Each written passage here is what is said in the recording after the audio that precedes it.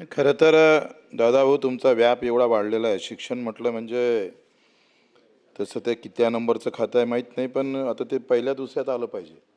इतकी त्याची व्याप्ती वाढली आहे, एवढं ते महत्त्वाचं आहे. इथं बसणाऱ्याचे सगळ्यांचे मुलं शाळेत आहे, त्यांचे भाचे आहे, नातू आहे, कोण ना कोणीतरी शाळेत आहेच. आणि ते सगळे तुमच्या अखत्यारीत येतं बरं. म्हणजे तुम्हाला अधिक ताकद देण्याची गरज आहे.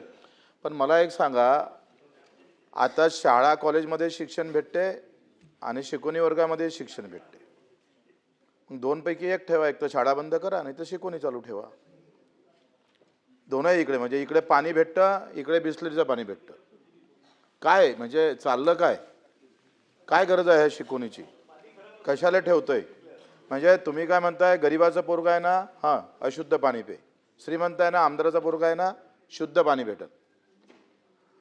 हा जो बाजार सुरू झाला आहे ना देशामध्ये, म्हणजे रामदेव बाबांना मिरची पावडर काढल्याबरोबर गावातल्या बचत गटाचं मिरची पावडर फेल गेलं. डायरेक्ट रामदेव बाबांनाच काढलं. म्हणजे काही बंधनं आपण घातले नाही पाहिजे. जीन्स पण जे काय असेल, तुम्ही फार जवळचे होते जे तुम्हाला माहीत असेल. प्रश्न उपसभापती महोदय, का आखरी हा शिकवणीचा पाठ सुरू कधी झाला? हा पाठ सुरू झाला बेरोजगारीतून. काय झालंय का बेरोजगारीतून गावात आता मी पाहतोय, मला माहित आहे 10वी-12वीला असताना दादाभाऊ आपल्यालाही माहित आहे का, ज्याला नोकरी लागली नाही मग त्यानं काय केलं, एक गावात सुरू केलं शिकवणी.